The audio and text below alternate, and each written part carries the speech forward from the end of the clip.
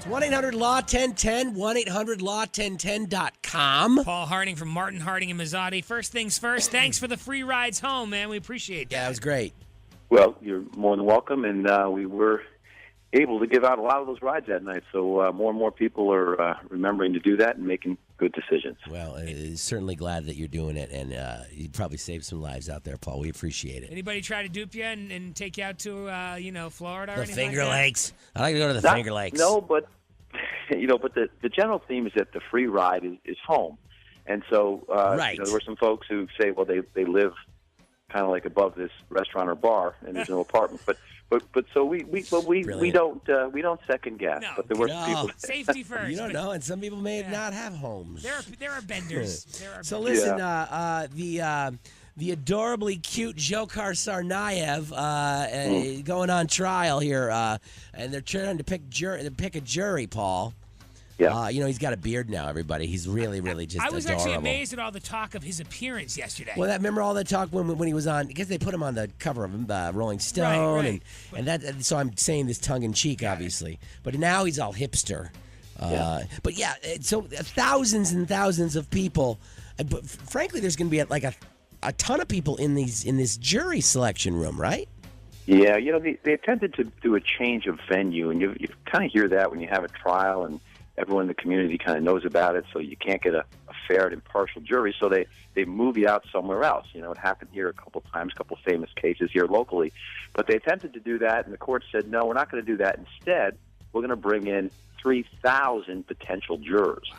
And so they've got a huge jury pool trying to get 12 of the most impartial folks that they can to sit on the jury. So what I think I read is like the judge spent about a half hour addressing a large number of jurors yesterday, and I know that they say this all the time, but do people really not watch the news, read the paper, or open any kind of app on their smartphone or tablet, Paul? I mean, it isn't like, how do you can't police that, can you? No, in a case like this, absolutely not. I mean, you're not going to get anyone who's stumbling up there who hasn't heard of this event, and if you do, then you probably need to make sure that they've got the faculties to actually sit on the jury. But what you want is folks who aren't just walking in saying, you know what, I don't care what evidence you put in front of me, I don't care what I hear or see, I know he's guilty. And those are the folks that are just partial, right? And then as you back off that statement, it's going to be nearly impossible to get people who don't have some preconceived notion. The facts here are pretty clear. So they'll do the best they can. The defense counsel will object to the people who they just realize are not going to be open to listening, and then 12 people will eventually get sat, but probably will take about 2 weeks, maybe 3 weeks to do that. Eventually, when they do pick somebody or a group of people, and I don't want to harp on the looks thing, but that is going to be a factor when you've got this young kid who's dressed in a suit, and he's up there and he's blaming his brother for forcing him into doing it, and this, that, and the other thing. I mean, you're going to start to maybe twist some minds of these jurors. Is that how the defense is going to approach it? That's about all they got left. I mean, they're not going to be able to say that you got the wrong man here and that he wasn't involved. And so you're going to try to get to the point that he's less culpable, right? That he sort of went along, he was impressionable, and followed his brother.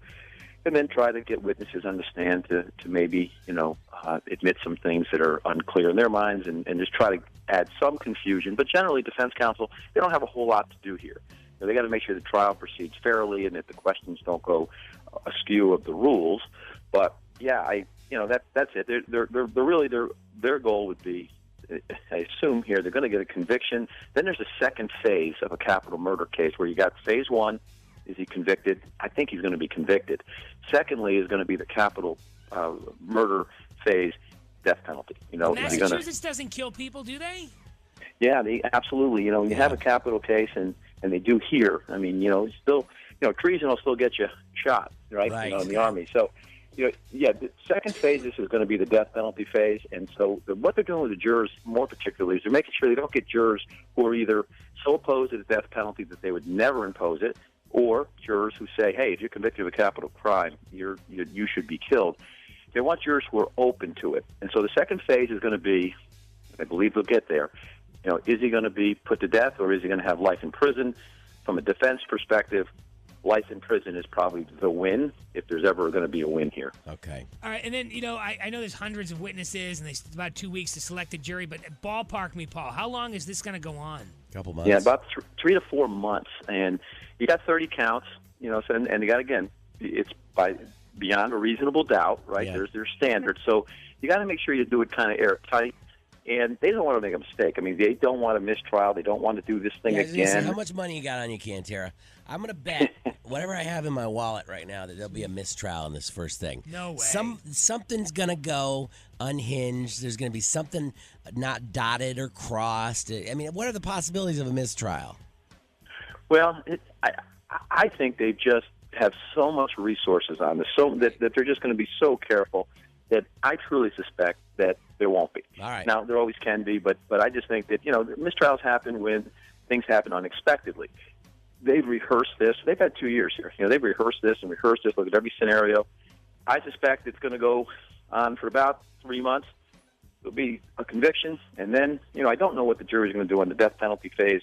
That'll be probably the most interesting part of the trial. All they got to do is put that photo of Dzhokhar Tsarnaev up along the route of the marathon route, where he's 10 feet away from the 9-year-old child who was murdered by the bomb, Right. and then he's done. I mean, you can see the kid enjoying the day, and then it wasn't minutes later that he was dead.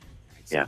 Jury selection continues today. Paul Harding from Martin Harding and Mazzotti on the phone. It's 1-800-LAW-1010 and 1-800-LAW-1010.com. Good stuff this morning, Paul. Thanks for the time. Okay, guys, great stuff. We'll talk to you soon. Sounds good, buddy. Quinn. He's peanut butter and jealous. Cantera. They hate us because they ain't us. Mornings on PYX Haters gonna hate. 106. And ain'ters gonna ain't.